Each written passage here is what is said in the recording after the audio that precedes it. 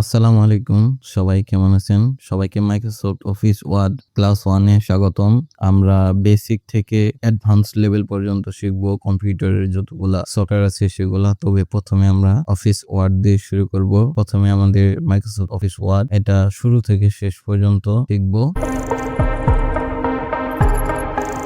তো প্রথমে আমরা মাইক্রোসফট অফিস ওয়ার্ড এই সফটওয়্যারটি কিভাবে ওপেন করব তা দেখে নেব। তো মাইক্রোসফট অফিস ওয়ার্ড বিভিন্নভাবে আমরা সফটওয়্যারটি ওপেন করতে পারি। সহজ হলো আমাদের মনিটরে যে মাইক্রোসফট সফটওয়্যারটি দেখা যায় তার উপরে মাউসের পয়েন্টারটি রেখে লেফট বাটন ডাবল ক্লিক করে আমরা মাইক্রোসফট অফিস ওয়ার্ড সফটওয়্যারটি ওপেন করতে পারি। আরেকভাবে আমরা সার্চ বারে গিয়ে যদি ওয়ার্ড লিখি তাহলে আমাদের প্রথমে চলে আসবে ওয়ার্ড। এখান থেকেও আমরা সফটওয়্যারটি ওপেন করে নিতে পারবো। তো আরেকটি ভাবে আমরা যদি কোনো ফোল্ডারে মাইক্রোসফট অফিস ওয়ার্ডটি আমরা ওপেন করতে চাই তাহলে প্রথমে মাউসের রাইট বাটন ক্লিক করে এরপর নিউ থেকে কোনো একটি ফোল্ডার নিয়ে ওর ভিতরে গিয়ে আমরা আবারও আমাদের মাউসের রাইট বাটন ক্লিক করার পর নিয়ে যাব।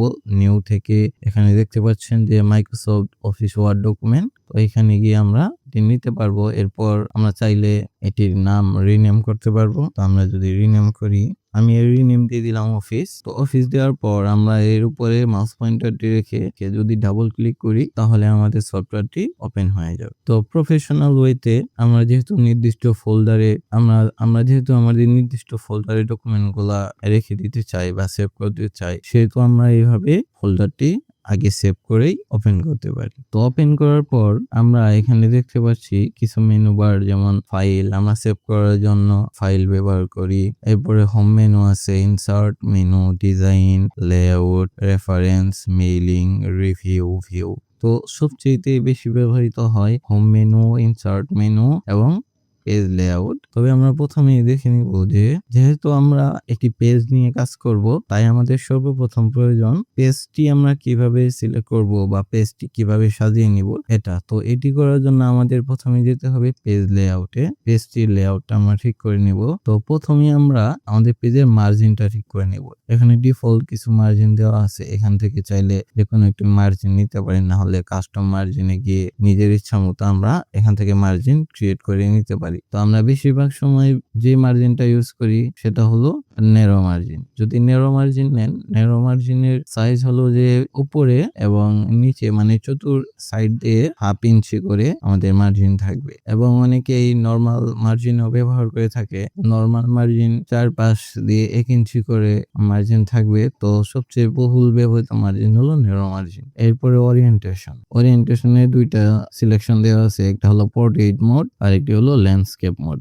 অনেক সময় আমাদের ল্যান্ডস্কেপ মোডটা ইউজ করার প্রয়োজন হয়, কারণ আমরা যখন কোনো প্রশ্ন টাইপ করি তখন আমাদের ল্যান্ডস্কেপে প্রশ্নগুলা টাইপ করতে হয়। যেমন এটা আমরা ল্যান্ডস্কেপ করে নিয়েছি, এটা যদি পোর্ট্রেট করি তাহলে এরকম চলে যাবে, আর যদি এটা আমরা ল্যান্ডস্কেপ করি তাহলে এটা এরকম চলে আসবে। তো প্রশ্ন করার জন্য আমরা ল্যান্ডস্কেপ ব্যবহার করে থাকি। তো এরপর হলো সাইজ হলো আমার পেজটার সাইজ কত হবে। তো আমরা বেশিরভাগ সময় দুইটা পেজ সাইজ নিয়ে থাকি। প্রথম চয়েস হলো A4 সাইজ, যেহেতু আমরা A4 বেশি ব্যবহার করি, এবং এরপর হলো লিগ্যাল সাইজ। এই দুইটাই বাংলাদেশে সবচেয়ে বেশি ব্যবহৃত পেজ সাইজ।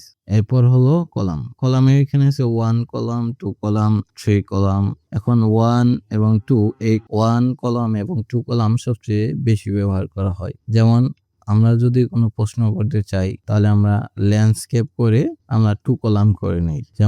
যেমন এটা ল্যান্ডস্কেপ করে 2 কলাম করে নেওয়া আছে। তো যাই হোক, যদি ব্রোশিয়ার লেখার জন্য আমাদের 3 কলাম প্রয়োজন হয়, তবে ব্রোশিয়ার ডিজাইনটা সবাই ফটোশপ অথবা ইলাস্ট্রেটরে করে থাকে। এই জন্য এখানে মাইক্রোসফট অফিস ওয়ার্ডে সবচেয়ে বেশি ব্যবহৃত হয় 1 কলাম এবং 2 কলাম। এরপর আছে পেজ ব্রেক। আমাদের যদি পাশাপাশি দুইটা পেজ রেখে কাজ করার প্রয়োজন হয় তাহলে আমরা পেজ ব্রেক থেকে আরেকটা পেজ নিয়ে নিতে পারি। তো এরপরে হলো যে লাইন নাম্বার।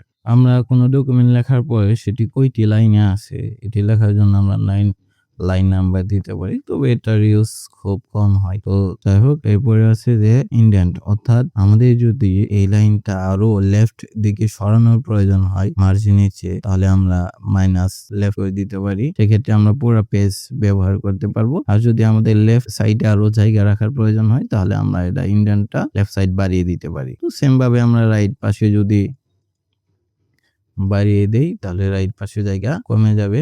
আর যদি এখানে রাইট পাশে মাইনাস করে দেই তাহলে রাইট পাশে জায়গা আরো বৃদ্ধি পাবে। তো এগুলোর ব্যবহার খুবই কম করা হয়। আর এই পাশাপাশি স্পেসিং যদি আমরা এই লাইনটার উপরে স্পেস রাখতে চাই তাহলে আমরা এখান থেকে স্পেসটা বাড়িয়ে দিব। তো আশা করি এই ক্লাসটি বুঝতে পেরেছেন। এরপর ডকুমেন্টটি যদি আপনি এখন সেভ করতে চান তাহলে আমরা চলে যাব ফাইল মেনুতে। ফাইল মেনু থেকে সেভ এজে যাওয়ার পর এখান থেকে ব্রাউজ করে আপনি যে কোনো জায়গায় এটি সেভ করে নিতে পারেন এবং এর নাম দিয়ে দিতে পারেন। যেহেতু আমরা ফাইলটি শুরুতেই সেভ করে নিয়েছি তাহলে আমরা কোনো ফাইলে যাব না, আমরা শুধু কন্ট্রোল এস চাপ দিব তাহলে আমাদের সিলেকশনকৃত ফাইলে আগে থেকেই সেভ হয়ে থাকবে। আর যদি আমরা অন্য ফাইলে সেভ করতে চাই ডকুমেন্টটি আবার তাহলে সেভ এজে গিয়ে আমরা অন্য ফাইলে সেভ করতে পারবো। আজকের ক্লাসটি এ পর্যন্তই। ভালো লাগলে আমাদের চ্যানেলটি সাবস্ক্রাইব করবেন।